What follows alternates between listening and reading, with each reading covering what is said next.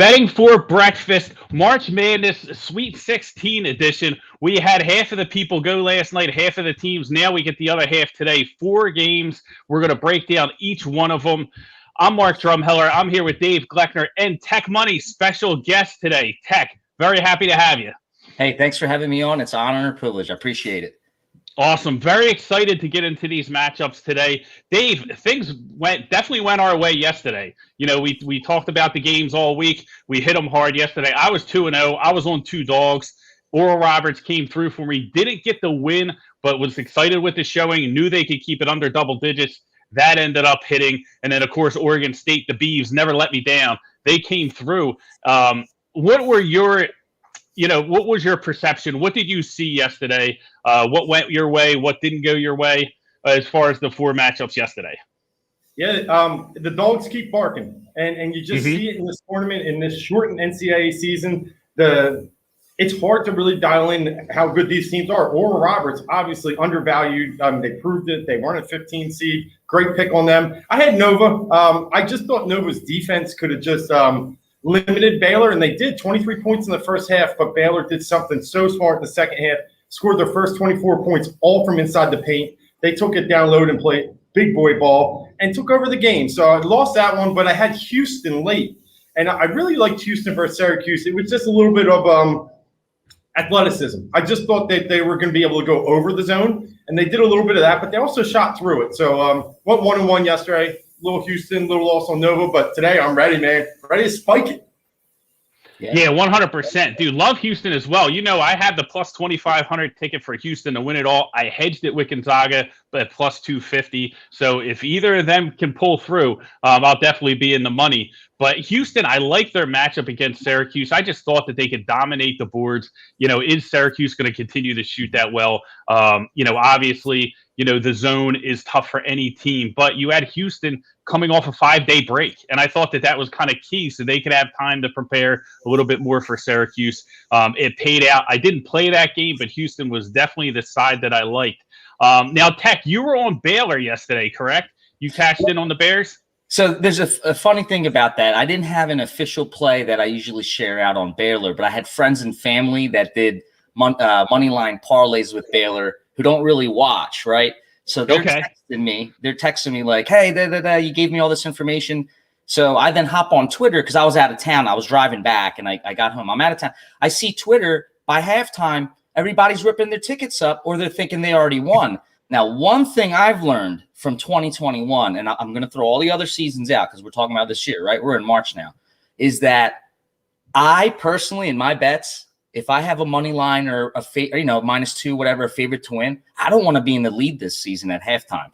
More than not, I'm blowing these leads. I've blown a 20-point, 16-point, 13-point lead. So, I was shocked. People were just kind of giving up at halftime, so you might have seen me going exciting and ranting on Twitter.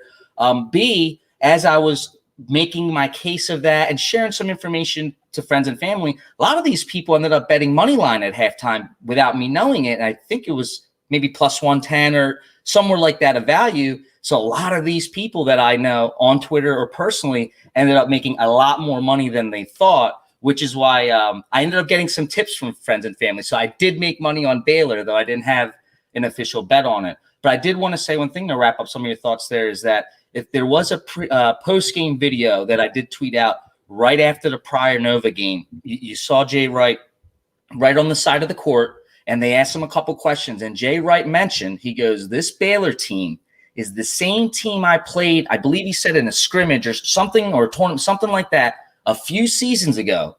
They have the same players, he said. And he said, I have a lot of tape watching to do. And the way he said that, I was very worried about Nova finishing the game off, which then on hindsight, I can say I'm not surprised Nova came out strong. They watched a lot of tape. But, the theme of 2021, it's 2 games, not 2 halves is how I look at it. And that second half is a different game and halftime adjustments. And Baylor, I think the better team did the job. They covered the spread. So it was exciting. I think it was a great game. Definitely. Yeah, Baylor really cranked up the defense in the second half in that matchup. Dave, I'm going to turn to you because I think Tech brought up a great point. When you're handicapping these games, how much does coaching go into it in these tournament games as we get deeper? We know there's a lot of variance in the first couple rounds, but now that we are in Sweet 16 heading into the Elite Eight, how much do you weigh on the coaches? A ton. And for me, it's experience.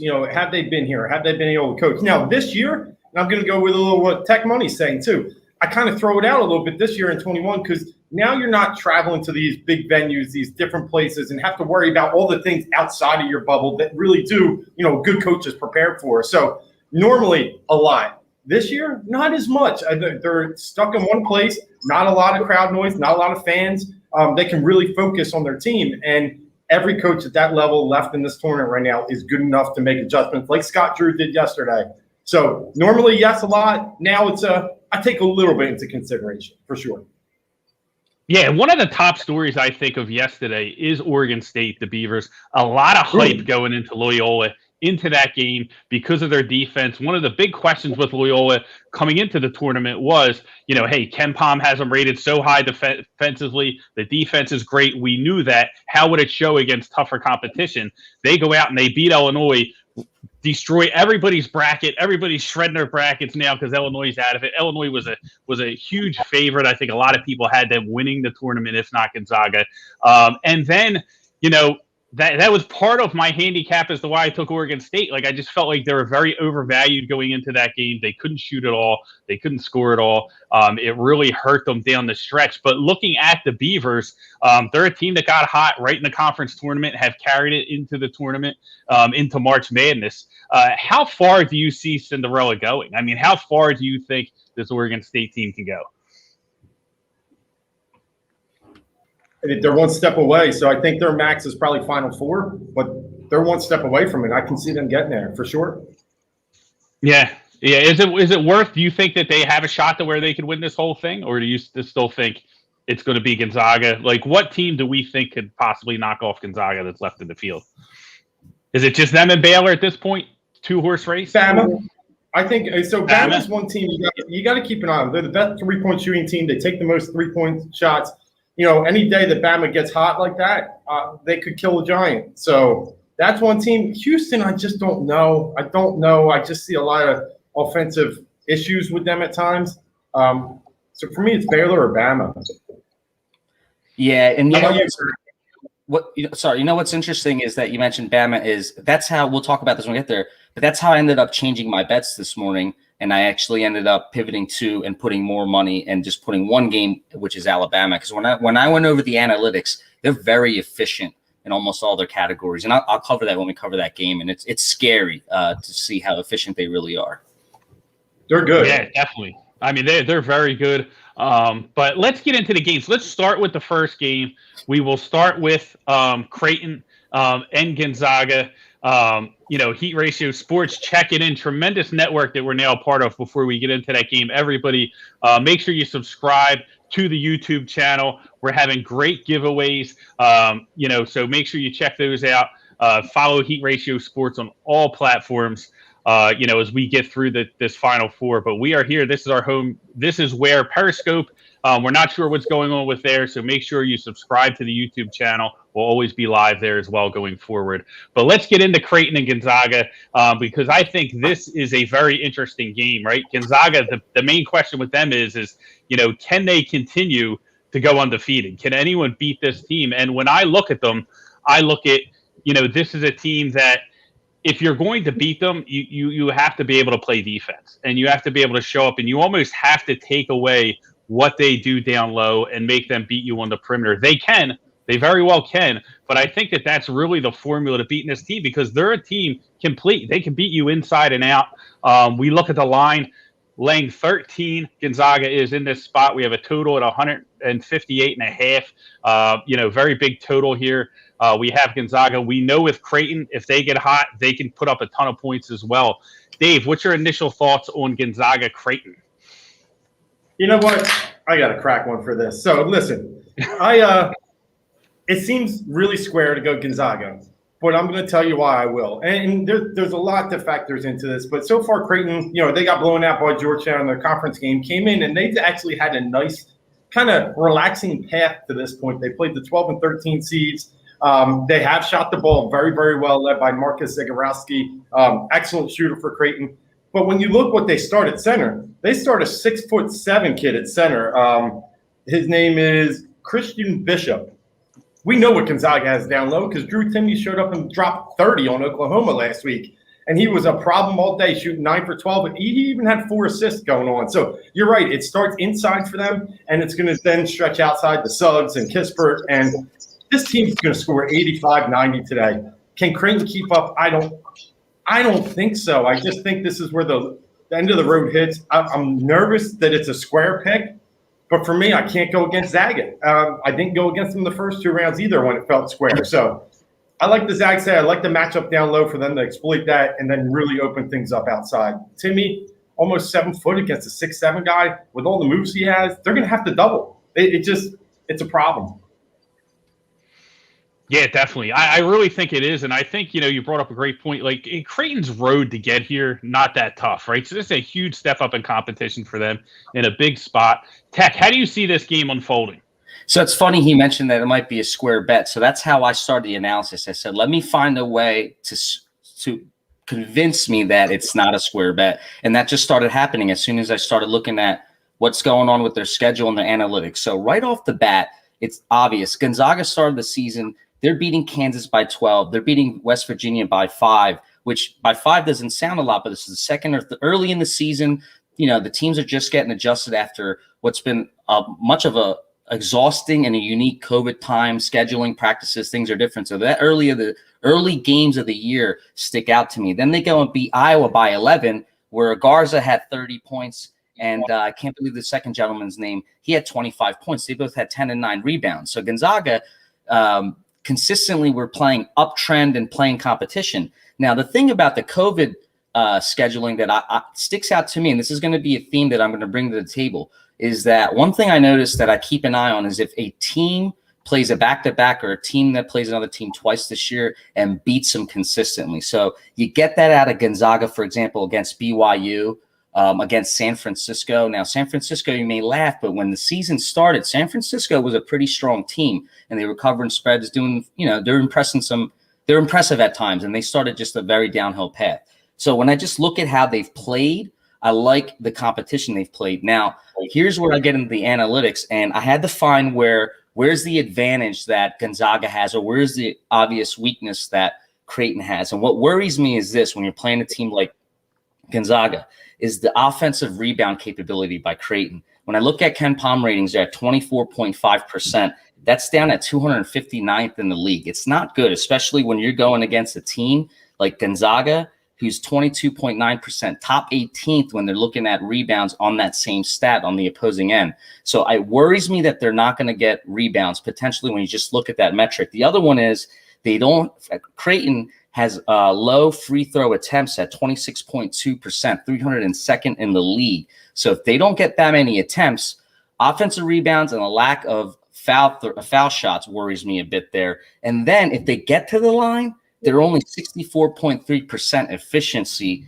from the line at the free throw line. And I think those two metrics could be the benefactor of this team if you just look at just analytics, because otherwise Creighton on defense is average or slightly above average, and it's not scary to play against them. But remember, this is a Gonzaga team. We don't have to go over the scheduling. They're beating teams, good teams, bad teams, by double digits on average almost. And like we said, beginning of the season, mid-season, end season, it's March, it's Gonzaga.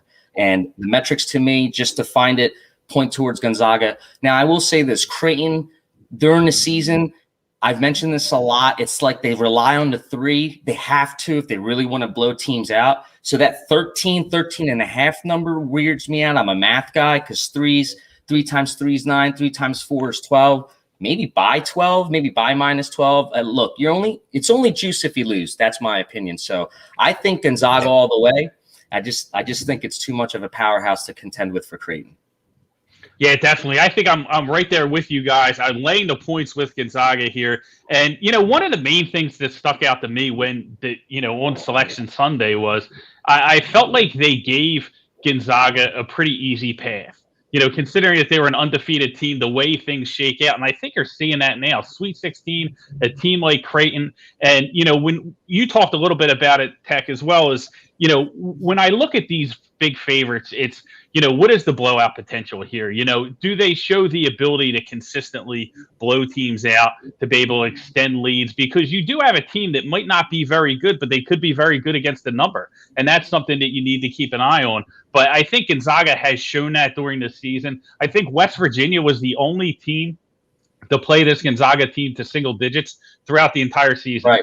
So I think that, that's key when you look at, hey, can a team cover, this type of spread? And now you're getting Gonzaga off a break, right? So, the stronger team, I think the break kind of helps them in this situation. I just think that this one's going to be over pretty early. I would definitely lay the points with Gonzaga as well. And I have a comment to add to that because you remind me of two things. You guys mentioned coaching and you just mentioned the break.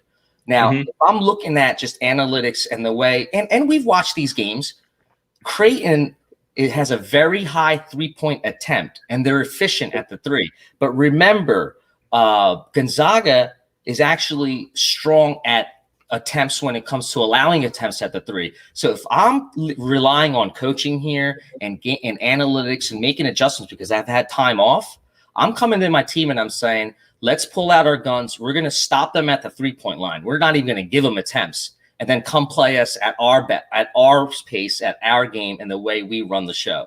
And I think if that happens, Creighton could be in trouble. So again, I think Gonzaga is set up to really take advantage of these points as long as Creighton just doesn't, get hot at the three-point line. Yeah, so that's one.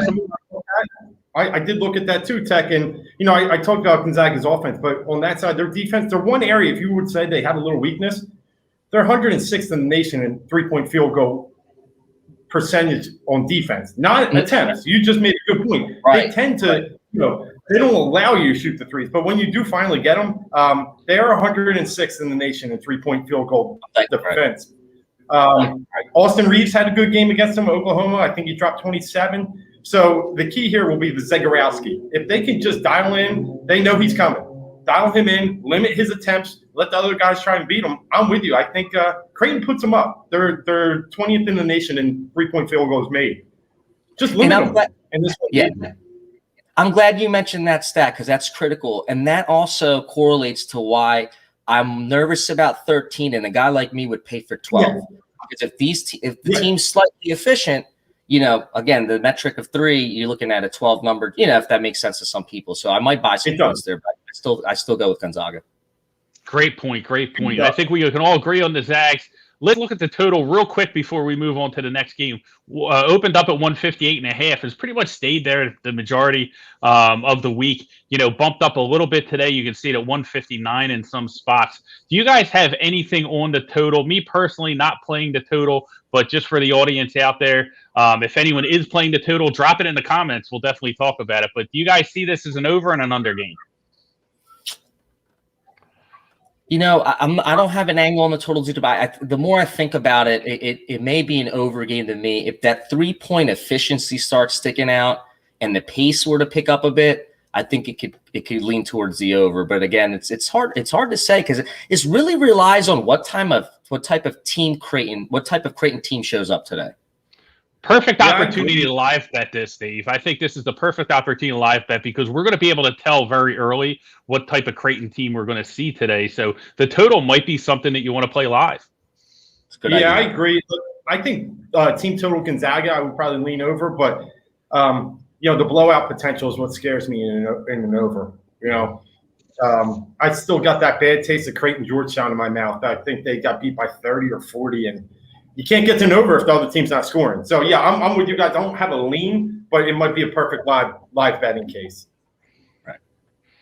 All right, so let's move on. Second game of the day, Michigan Wolverines, Florida State Seminoles. This one is lined at 2 points.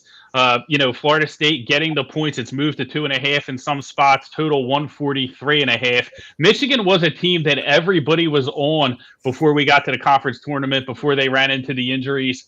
Juwan Howard doing an incredible job with them. But Florida State is a team that a lot of people liked as a dark horse to get deep into the tournament, and we're seeing it. We're seeing them, pay off their backers that had them getting to this spot into the Sweet 16. And I personally think that they could make some noise today. Dave, you're a Florida State guy. What do you think of their odds today in taking on the Wolverines? Yeah. Drums, a couple weeks ago we gave dark horses, and obviously FSU was the team I had pinned to the Final Four. I just thought their path, they were getting the weakest 1 seed. I thought and then you just got to flip a coin if they get there to the Elite Eight versus, I think, a good Alabama team. But we'll get there. Let's look at today first. And what's the key with Florida State? We've talked about it over the past few weeks when we do dial in their games. They turn it over a ton. They're really, really bad at turning the ball over. What did Michigan do against LSU in their last round? They forced 3 turnovers. They only forced 3. They tried to play at the pace of LSU. It worked for them. They were able to get open shots, and they were able to convert. They rebounded well. But if they're not going to be able to do that against FSU. It's kind of what Colorado did. Now, listen, Colorado dropped like 100 against Georgetown in the first half. They just killed them. They were getting free and open shots. And then they come and play Florida State, and they're like, what the hell is this? They're playing the length, and they couldn't do anything. They had 20 points in the first half. I think Michigan's kind of at the same thing. They've played 2 free and open games. They've scored 82 and 86 in their first 2 games. That's not what they're going to see today. They're going to have to work for these points. This is a different team. I think Florida State's well set up. We can get in advanced metrics, and I will. But I really like them in this matchup today. Dogs are barking. TekMunnee, what do you think about Florida State?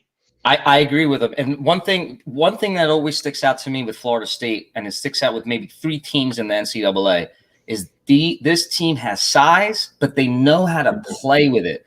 I hate watching teams that have size and they look like idiots on the floor. And it's because I'm not a big guy and I'm sitting here, man, I wish I had his size because I must have the IQ on the court. And I know we're watching, so it's so funny for us fans to watch and say that. But sometimes we see some low basketball IQ just because they're young and they need more coaching and growth when they have size. And I don't get that out of Florida State. And you're basically about 2 full inches taller on average on height with Florida State. And I think in a matchup like this, that's critical. And that's just something that sticks out to me. And believe it or not, I was one of the bets I did have and I had posted out was, again, I could be a sucker to pay for points, especially when I see a line move from where it's come out or compared to a kind of prom projection, because I'm a sucker for that. And I actually was favoring Florida State +4 -150.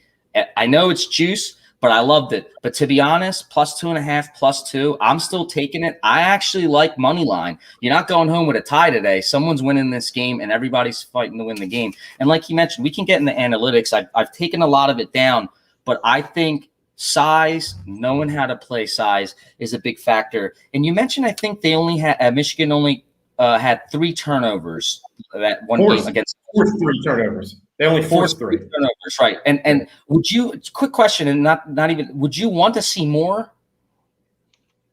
More than? Oh yeah. So that's the thing, because what I noticed about Michigan, if you look in the analytics, is we know Florida State can be prone to turn the ball over. That's basically that is when I look at the analytics, that's their only weakness on offense is that they can turn the ball over, and it's done obviously off steals. Okay, but here's the thing. There's only 2 sides of weaknesses on Michigan's defense. And ironically is that they're 14.6 in turning the ball over, which is 337th and worst in the NCAA, if I'm mistaken. That's terrible. So if someone's going to say, hey, Florida State turns the ball over a lot, sure, but analytically, maybe not today. And if we just saw them only turn the ball over 3 times with LSU, I believe was the game you mentioned, then that has me worried. Now, here's the other thing on the Michigan side, because again, free throws are important, aren't they? Now, their 75.8 efficiency on defense, it's red. If you look at Ken Palm's rating, basically 332nd worst. Now, we know Florida State, they're efficient, 73.9% efficiency. Their point distribution, 18.5%. So that's slightly above average in the league, 18.2% point distribution of a team, 18.2 come from the free throw line. They're slightly above average. So you got a team here that is giving up a high percentage. If the team gets to the line, coincidence is that team's making them. Well, we have a team here that makes them. So you have Michigan who won't turn the ball, who won't be able to create turnovers, and you have a team that's now set up to probably take advantage of the 3-point line. So just looking at that angle, I do love what I see here. And again, we know Michigan's efficient at offense. We know they're missing a key player, and they still play great without him. I understand that. And I do. We can go over the metrics all we want with that. They're great with Michigan too. But I think with what the 2-3 areas I just covered, I think for me is why I lean towards Florida State winning the game today. Yeah, I'm with you as well. I think that this is probably my favorite dog of the day, Florida State here. You can get them on the money line at plus 120. I think Michigan's right. But, I wasn't big on the Big Ten in general coming into the tournament. I felt like a lot of these efficiency, offensive, defensive efficiency metrics just kind of overvalued the Big Ten just because they were constantly playing each other, and they were all rated so high. And I think we saw that play out with some of the teams like Ohio State and Iowa. Listen, I think Michigan's a great team, but when you look at these two teams, like we talked about, Florida State inside with Koprivica, they have guys that can get to the rim, very explosive. I think they can get inside, and that's going to be key when it gets down to these high leverage situations. I'm just a little bit more comfortable with FSU and their ability to get rebounds, second chance opportunities down low. And I think, if you're looking at a tight game, I'm going to take my shot with the Seminoles here. I think it's great value at plus 120 on the money line. I'm so glad to hear you guys say that. I mean, the one tech I was getting into was Michigan is 336 in turnovers forced. They forced 9 a game. There's only 340 D1 teams. This team just doesn't put the pressure on you. And I don't care that Phil Martelli's sitting on the bench for Juwan Howard. He can say all the prayers he wants. You guys are making me feel good because I just love FSU today. It's one of my favorites. Scotty Barnes is a guy, if you're watching the game, this kid is about 6'9" freshman. He comes off the bench. He looks like a young Kevin Durant. I mean, he's not that talented yet, but he's just got the length. He moves. He plays everywhere. And Tech, you got into it. Florida State plays with length, but they play everywhere. All their guys are interchangeable. It's what, Brett Brown wanted to, kind of do what Doc Rivers is doing a little bit with the Sixers. And it makes them so unique on defense. So, and I'm telling you, 2 high-scoring games by Michigan, and they're going to come in today and not see that space they saw the last 2 games. I would go under in the first half. I think it's going to take them some time to adjust too, just like Baylor had to yesterday. But they're playing a better team than Nova. Right. Yeah, that's a great point. Al Griffin checking in from the Heat Ratio Network. Guys, check out Al. Puts out a ton of great content, Sixers stuff, half-court Heat. Make sure you, follow Al, get with Al. A lot of big things happen in the Heat Ratio Sports Network. But sticking with this game, Dave, you touched on the total. You kind of like the under in the first half. I think that the line is moving that way. I mean, it opened up at 145. We're down to 143 on the total. And I just see a very tight game in this one. I would probably lean under overall. I'm not going to play the total, but that's probably where I would lean. Yep, I'm the same. Like I said, I might take a stab at the first half, but, games can change in the second half pretty quickly. I'm going to hold off on that total. Yeah, lots of people checking in. Guys, love to see it. Billy checking in, for our man TekMunnee. Listen, Billy does a great job. I follow him as well. Yes. Love tailing some of his picks, man. Very sharp guy. And listen, it gets no better right now. There's so much going on in the sports world, with March Madness and everything else. Baseball starting up, NBA, NHL. We got our hands in everything. But very excited about the Sweet 16 finishing it off today. And it's a little different doing it on a Sunday, Dave, but here we are. So we got 4 games instead of the 8 that we're used to, but we are nailing them. Do you, Tech, do you have anything on the total? You agree with this? Probably leaning under, if anything, here.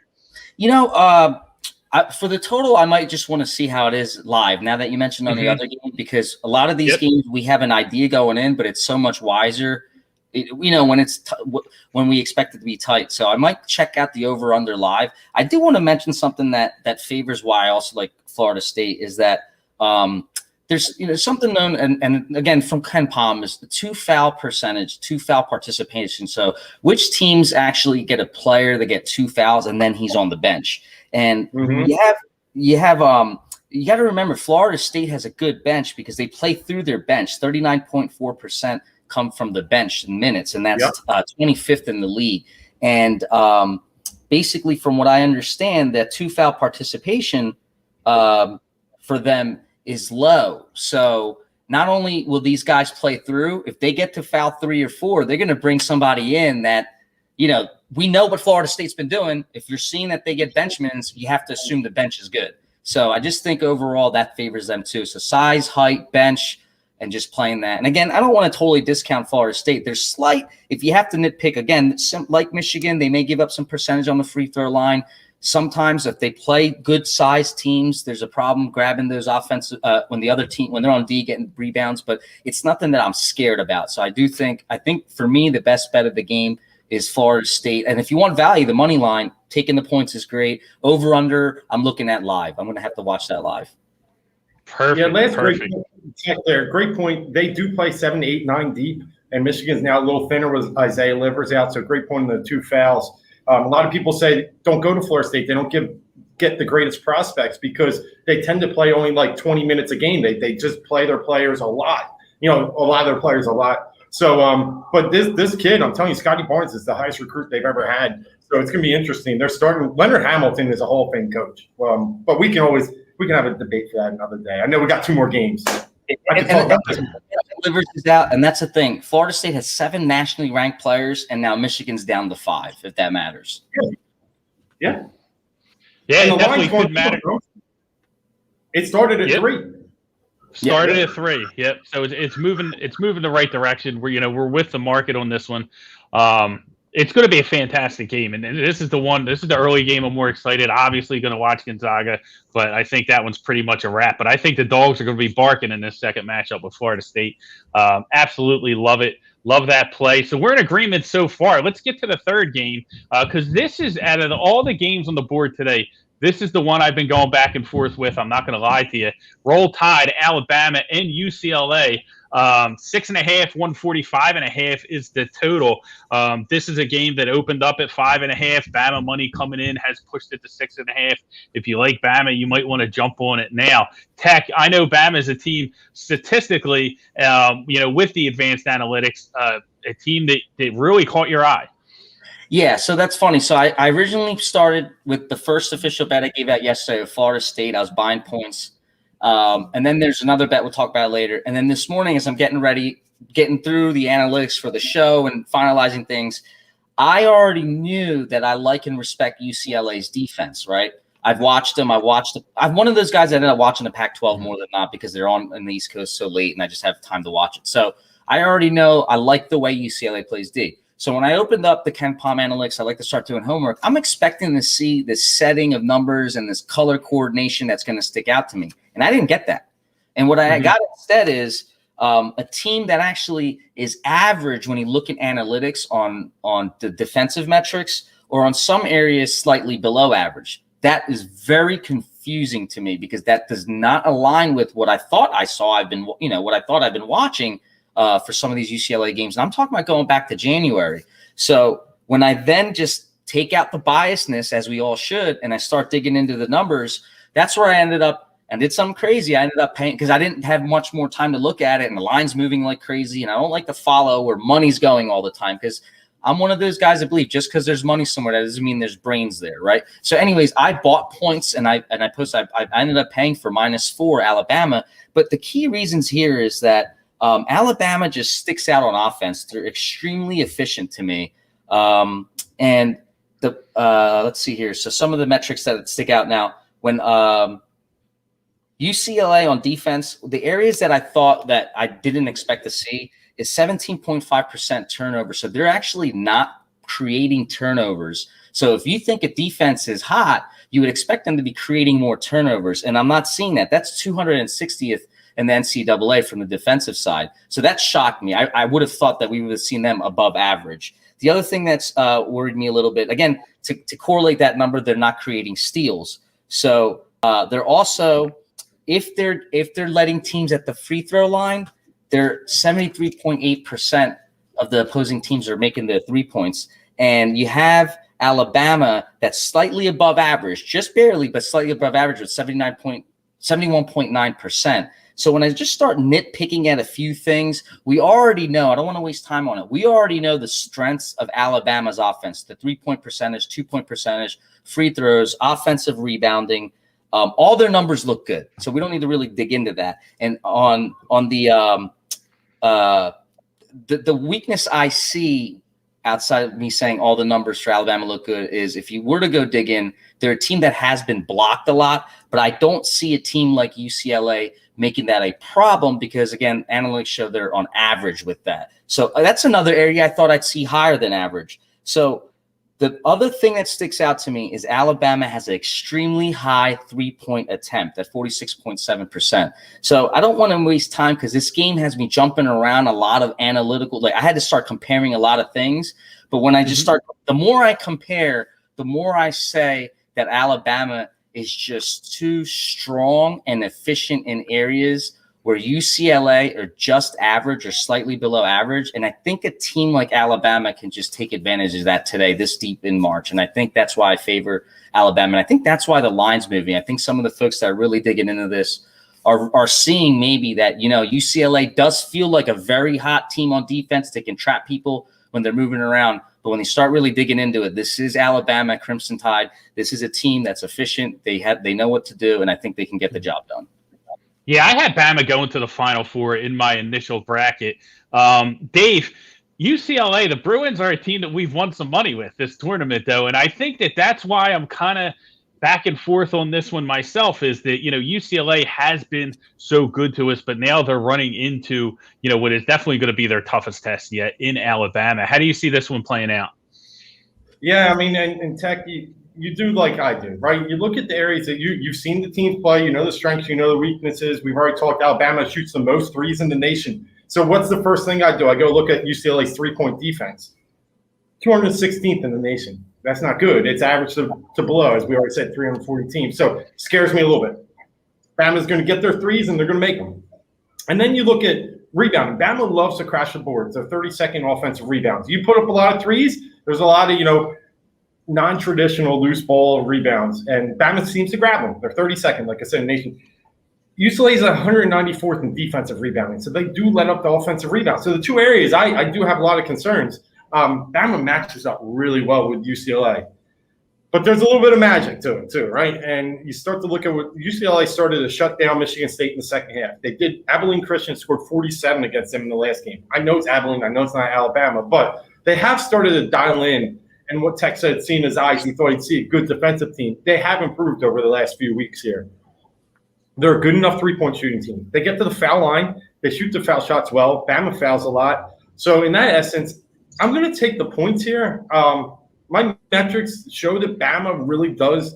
I think they win this game. I like that you took the added money -4. I'm going to take the 6.5 here with UCLA. I think they have enough offense to just stay within an arm's length of Bama today. I think this is one that closes late as far as the spread goes. I think maybe even a little backdoor.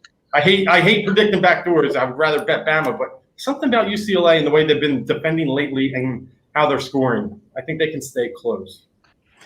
And there's a theme that we talked about earlier that I said I'd touch base on, and Bama sticks out.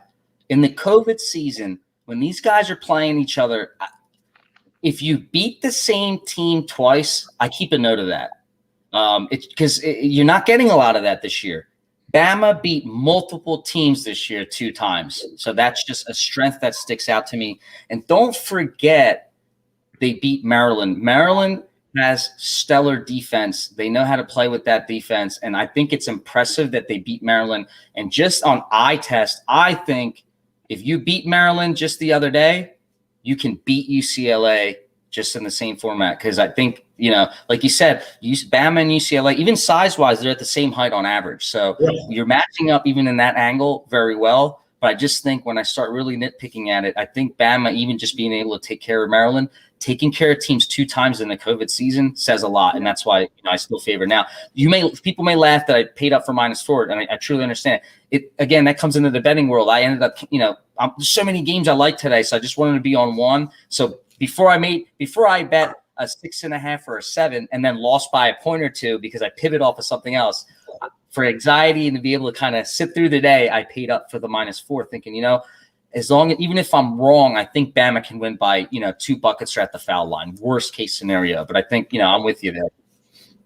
Yeah, excellent stuff, Tech. I mean, you talk about, how do you leverage the eye test versus the analytics? And listen, if that tells you you pay it down to 4, you pay it down to 4, because I think if it was a smaller number for me, I probably would, probably grab Bama here. I think Bama, when you look at them, they're so athletic, and I love, like, Herb Jones, one of my favorite players. So, I mean, I love what he does to that team, just as far as, defensively, how he brings it. I feel like he's like the silent leader of the team. But Bama can do it all. They can push it in transition. Shackelford can drain the threes, the lefty. So like I said, I had them going into the Final Four. I think I'm going to be rooting for, Bama by 6 here, because I'm probably going to land on UCLA plus the 6.5. So that way we all come away winners, right? But, it's going to be a tight game, man, and it's going to be really interesting. There's a lot to like about Bama. I just think it might be a little bit too many points. Hopefully, we can fall right in that middle to where we all get paid. And 2 more quick points. UCLA being in the Pac-12. Here's one thing that really worried me. I know it's 1 game, but when they played Cal, they only beat them by 4 points, and Cal was without their leading player, Matt Bradley. And that just, if you're so good and so efficient, and you're in your Pac-12, you're coming in playing that team without their best player, and you only kind of snuck out by 4 points. That worries me. And I think I'm with you guys. Oh, the other thing, -6 is what I take, because if Bama's a 3-point shooting team, 2 threes is 6 points. So I always take a look at that. I always like playing off hooks, and if there's a 3-point team, I don't want the hook to hurt me. Yeah, I mean, open to 5.5, up to 6.5 now. So the money is definitely coming in on Bama. Dave, what do you got? Yeah, this is one where I'm being a little bit of a creative bettor. My analytics tell me this is a Bama line. It should be a Bama line. It's a good Bama matchup. It's just taken them the last few weeks here. I mean, Bama was so on fire against Maryland, and that was awesome. But like I said, 3-point shooting teams live and die in this tournament. Can they keep it up for 7 games? We're going to have to see. But UCLA just got a little bit of that magic going, Drum. So I'm swerving a little bit and going against my analytics, but sometimes you have to, right? Sometimes you have to go. You can't just trust one way. So that's just my point. Yeah, and that's the hardest thing as sports bettors, right? And I think we can all relate to this, is how do we differentiate, not like one of the first things that I try and do is almost, to an extent, not try and handicap a game based on the previous performance. Like UCLA has been very good to me so far in the tournament. So, how much of that do I want to carry in, right? But you also have to look at the intangibles of a team. Like, I love the way UCLA, everybody counted them out. All you heard in the playing game was Izzo. And they showed a lot of grit in that game. And I think that's the kind of thing that can carry you through a tournament. And they play this team tough. Like I said, if we're talking about advancing in the bracket, we're talking money line. I'm going to talk Bama, but no one wants to bet into a Bama money line, right? I think you did the smart thing there, Tech, with Bama, and just buying down, making the line a little bit shorter, so it's a little bit more advantageous. And people want to say, okay, well, now you're betting in the -150. Well, it's much better to win on -150 than to lose the bet. So, I mean, -150, I bet MMA all the time in the UFC. And, -150 is nothing. Like, I bet, usually I'll bet a favorite all the way up to, -300 if I have to, if I see an angle that I can win at, because you're either going to win or you're going to lose the bet. So, I mean, obviously, you want to make sure that the odds you're betting into make sense. I feel like it does in this case. Bama -4 is a great line. But I think at the 6.5, I'm probably going to take UCLA. Do we have anything on the total? I mean, this one, again, I really don't like the totals this today on these cards. 145.5. It looks like it's down to 144.5. It opened up at 143, so a lot of volatility there. I don't have much on the total. You guys have anything on the total before we move on? No, and you got me stuck on looking at totals live today. I think that's the smartest thing. Again, these numbers just off the bat don't stick out to me. I mean, if it was something like a 138, I might have started looking at it maybe or something, and that's just throwing it out there. Don't take that, don't go buying a 138. It's just that, sometimes the number sticks out, and I kind of been cringing at the over-under. So I think you guys nailed it, just taking a look at it live. But if they play efficient defense, as we know UCLA can, it could, so if you like the UCLA 6.5, and I can't argue, it's a tough game and that's why I ended up, when I looked at the analytics, I had to go favor one side, which is Bama. But if you like UCLA plus 6.5, I have a feeling that there's an angle to play maybe the under, before the game starts, but I have to just look at it live. Yeah, if Bama starts getting loose offensively early, starts draining threes to see Shackelford lighten it up, it could be, it could be an over game for sure. And it'll probably, that's probably the game script that, Bama wants to get going into it. But it's going to be an awesome game. I mean, I cannot wait. Andre Johnson checking in from the Heat Ratio Network. Let's go, fellas. He's all pumped up for March Madness. I'm sure it does a lot of great Sixers content. Go check him out. But let's move on to the last game. This is an intriguing one. I think I might be on a different side than you guys on this one. This is Oregon. Obviously got by Iowa. Everybody loved to see it. I had some Oregon plus 300 to get into the Sweet 16. I was happy to see it.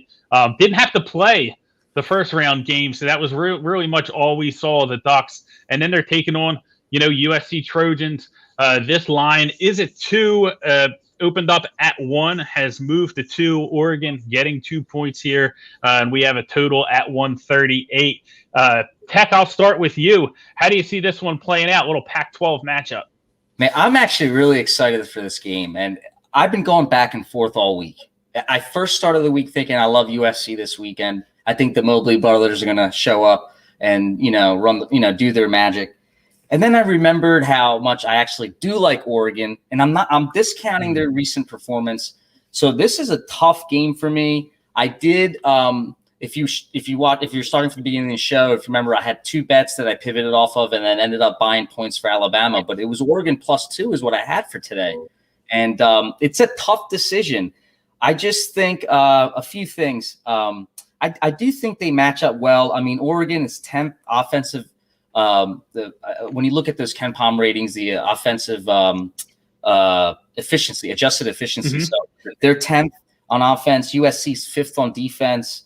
The problem, one of the problems I see here, is the free throw attempts for Oregon. We're only looking at about 26.3%, but the USC is. Sorry, let me start over again. I kind of lost a train of thought there. What I'm worried about here on USC side is they're not turning the ball over. And if they let a team get to the free throw line, and these are similar themes we talked in the other game, the other teams are efficient at the line. So they let up 73.1%, which is 270th worst, right? Now, when you get Oregon at the line, they're just average. So that's not scary, but average is good in the NCAA because in the NBA, you may think when you get to the foul line, you may count 2. NCAA, when I hear foul, I walk away from the screen. I'm like, God, I hope I get 1. So I start counting 1 for fouls because you're getting 1. So when I start seeing a team that's shooting average at about 70.5% and the average is 71%, I'm okay with that. So when I start looking at that angle, I like to lean at Oregon. And this is where I just have to get very nitpicky because when I look at analytics, they kind of look the same to me. Now, Oregon has 7 nationally ranked players. USC has 6. We know how Mobley can play. We know how how I say the name, Duarte can play for Oregon. So I think matchup, again, as I've been saying, they really match up nicely. Speaking of that free throw line, though, when USC gets to the line, their percentage is bad, 64.3. It's 328th in the league. But Oregon, when they play a team, the other team seems to score a lot, this percentage-wise, 76.2%. But you got a team here that percentage-wise, they haven't been doing that well. Or USC gets most of their points from the 2 points, the 2-point play, 55.8%, 40th in the league, just playing from field goals. So when I just look at all these categories, you might see me stumbling and stuttering versus some of these other games. They just match up very well. Now, and I think they got the line right. I think +1, +2 pick is right. But the momentum to me goes to Oregon, and here's why. The USC team, I believe, just got done playing Kansas, right? Now, Kansas shot 60 or 61% from the 3-point line that day, which is a little ridiculous. One of my favorite words in betting is regression, but correlating from baseball. I just love looking at regression stats. And I just feel like 60% at the 3 line that's due for regression. I don't see that happening. They kept Kansas down just overall like 28 or 29% from the field. I just don't see that being repeated. And it just worries me. Now, the thing with Oregon is they played Oregon State twice, and I believe they didn't lose by that many, if I don't recall. I think one of the games was 56-58, and that Oregon State team is pretty good. So when I start actually looking eye tests at who these guys have played in the Pac-12, it's just randomness or nothing that's consistent to me. So I'm going with the momentum that Oregon's bringing to the side. Otherwise, it's a very tough game. I like both of these teams.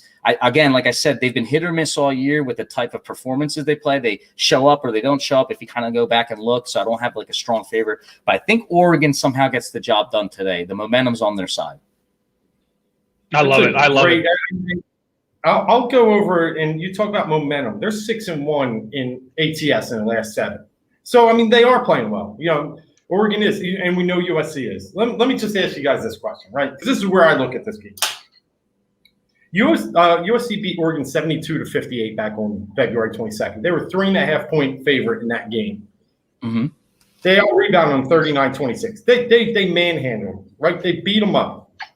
How in the world is today's game a lower number after whooping up that team? Now, how are we looking at a 1 or 2 point game?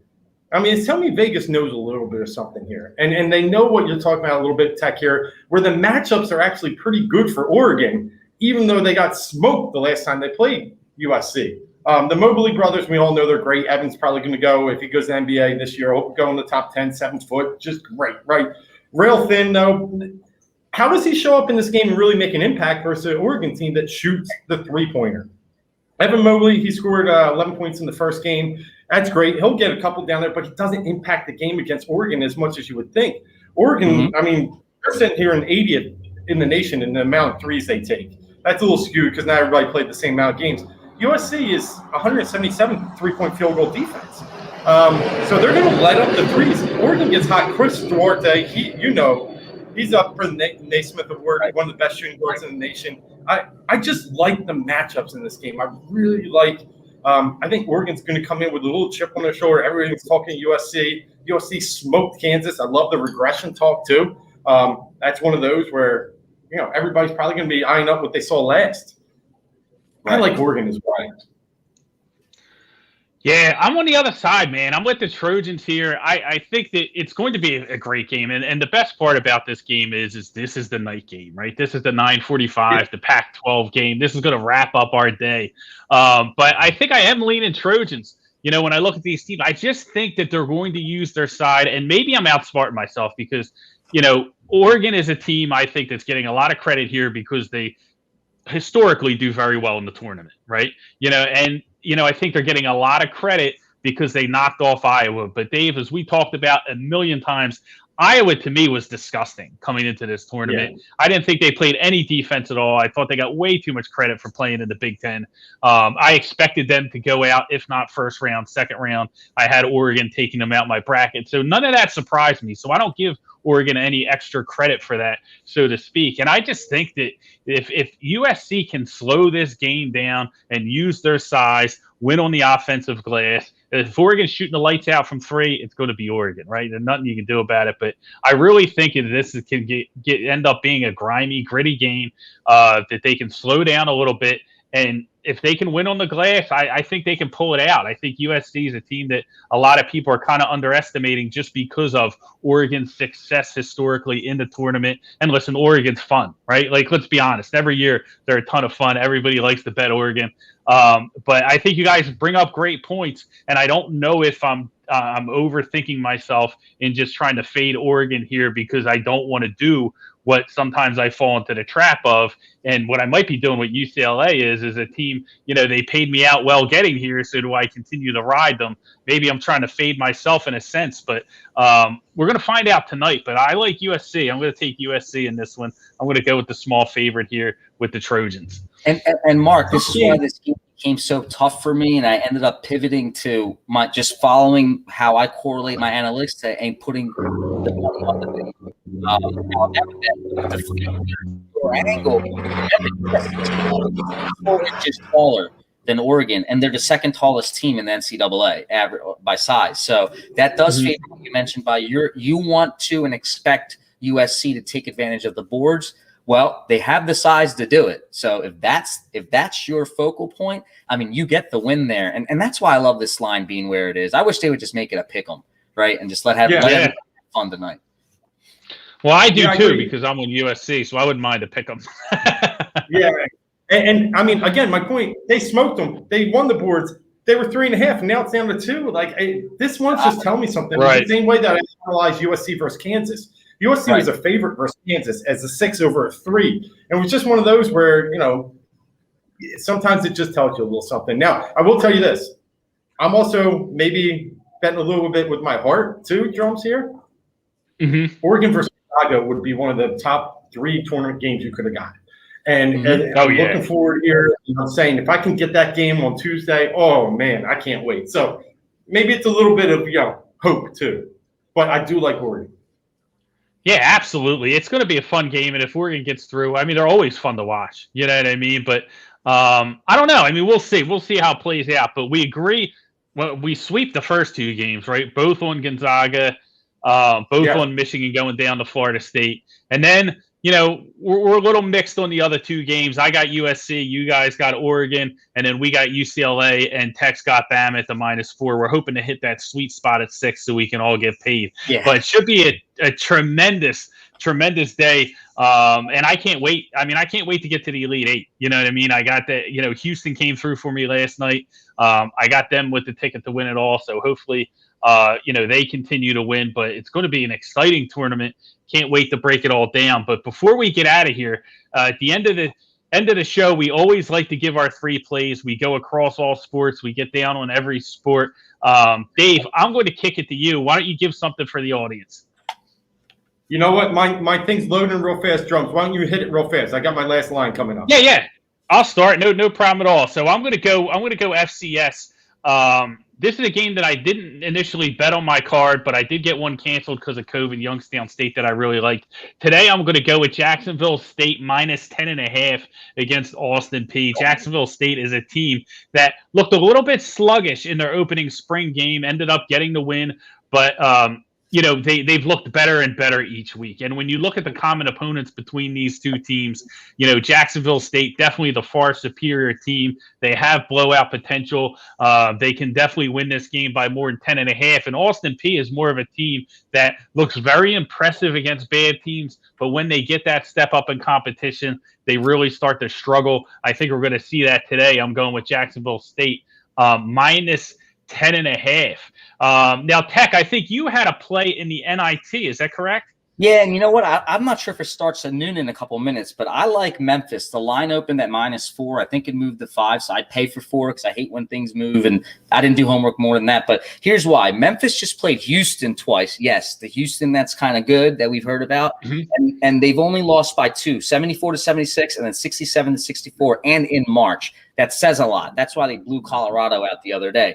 They played UCF 3 times this year. Beat them all 3 times. That says a lot for the COVID theme. Couple back-to-back games I believe they've taken care of. When they played Auburn, Memphis handled Auburn slightly better. So, the other thing with this is Mississippi State only beat Richmond by 1, which is a extremely downtrending team to me if you've watched them from the beginning of the year. So I like Memphis at noon -4. I think the game's at noon, but I like Memphis to win -4 in the NIT. And perfect. Love it. Run to the window with that one. Yeah. Awesome. All right, I got a couple of them for you while a helicopter flies over. But listen, I'm looking at tomorrow's Elite 8 games, and I can't get away from the Beavers. I just can't. I know Houston looked great last night. Oregon State, as much as we're just getting used to Oregon State and who they are, they play a really good defensive game. I know Houston did. They set Syracuse to a low that they've never hit in an NCAA tournament before. Houston played some nasty defense, but Oregon State just played one of those nasty defensive teams in Loyola Chicago, and were able to figure out that Rubik's Cube, solved it pretty quick. And you're giving me 7.5 against a team that's riding hot that can't be beat right now. I like the Beavers tomorrow with the 7.5. Nice. Punch in the bees. Can't lose. I'm going to move to the NHL real quick. I've been on these period totals. Today, we got a game, early afternoon game. So run and drop it in your sportsbook app, right now. But I think it goes off at 2 o'clock today, 2 or 3. Looks like it's a 3 o'clock game. And I'm going to take the first period under in the Detroit-Columbus matchup. Detroit's pretty much been a coin flip, 50% on these first period unders. But Columbus is a team that, that goes under 61% of the time in the first period. These two teams played last night. We had 2 first period goals. So you want to set it at the 1.5. We want to go under 1.5. The chances of these teams going over that 1.5 2 days in a row, I don't see it. Tack on the fact that we have an afternoon game, right? They could come out a little bit slow. I'm going to take the first period under here with Columbus and Detroit. Tack, do you have any other plays for the people? No, that's just the one. I will have plays there. Baseball starting, and I've been getting a lot into the NRL, which is the National Rugby League out of Australia, and it's been good to me. So that happens on the weekend, like football, Thursday, Friday, Saturday. So you may see me share something like that. I'm on Twitter. Awesome. At TekMunnee. So if you're interested, just pay attention there, and you'll see me put it out. Yeah, everybody follow TekMunnee, man. One of the best follows in sports betting media right now. He does a great job, and he gives you the analysis behind it. He doesn't just throw out picks out there. A lot of people you see picks going on. He gives you the breakdown, explains exactly why, and when he loses, he owns it, and he explains exactly what goes wrong, and that's really what you want, right? Anyone can throw picks out there. TekMunnee gives you the analysis. Dave, what do you got lined up for the people? You got any other ones? Yeah, and listen. Just click on our Twitter. TekMunnee's right up there. If you need his handle, especially today's episode, you'll see his handle right there. Great having him. Great analysis. Listen, we're going to lose as sports bettors, but we're trying to win 55% of times. If we can get you at least that, you're going to have money in your pocket. So I'm going to try one more. I've been on fire and golf. It's just been a good week for me. I know it has been for you too. Drums of Match Play has paid us well. I got a live ticket, Scotty Scheffler, now at plus 4,500. And then I hit before the tournament. I know you have one with Cooch at plus 1,800 that you hit when it got to 16, round of 16. And I'll tell you this. I don't know how this morning's matchup is going to work out. They're right now all square through 7. But the winner of the Kuchar-Scheffler match, I'm putting money on to win the finals. And there's a couple reasons. Both are undefeated. Kuchar has not had a tie. Scheffler actually had a tie where he just let the last 2 holes go in one of his matches to get to a push. But he beat John Rahm and Ian Poulter, 2 Europeans who are great in match play, great in Ryder Cup, and smoked them yesterday. The guy's playing with utmost confidence. Kuchar, he played and beat 2 other really good players. Brian Harman was on an absolute tear, had 8 birdies in a row against Bubba, and then he beat Spieth, who was looking like one of the top 20 favorites when he got to round 16. So either one of these guys that gets out, I really feel has a good advantage against Billy Horschel or Victor Perez. Both of them playing a little upstart. Horschel never got this far. Victor Perez, first time in this tournament. It's a lot of golf. You're talking about 7 rounds in 5 days. It's in 4 days. I'm sorry. It's a lot of golf. So I like these guys that, one of those guys coming out of that match, I'll be betting for the finals today. I love it. I absolutely love it. And listen, man, I agree with you. I think whoever comes out of this Kuchar-Scheffler matchup is going to win. It's just been a ton of fun. This match play brings a different level of competitiveness. I love it. I mean, I've had my TV's on the golf matchup right now. Both these guys are tied in the semifinals. And it's been on nonstop at my house. Can't wait. And we'll be back Wednesday night. We do our golf betting show. Once a week, you got to have breakfast for dinner, right? So make sure you keep it right here. Betting for breakfast at night on Wednesday night. We give you all our bets before the tournaments start on Thursday. I do have one more play. I'm going to go to the NBA in this one.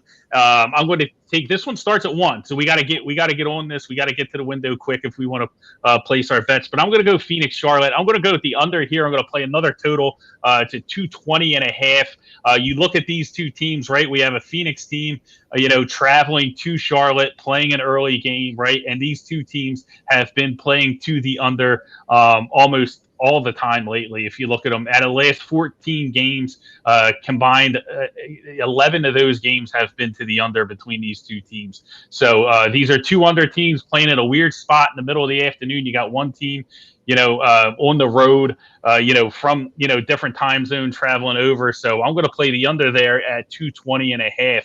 That's going to be my 3 plays. The under, first period under in Detroit, Columbus in the NHL. And then here in the NBA, we're going to go Phoenix and Charlotte under full game, 220.5. And then, of course, Jacksonville State minus 10.5. Dave, why don't you recap your 3 plays real quick for everybody? You're giving me some prime time? Coach Prime? Prime time.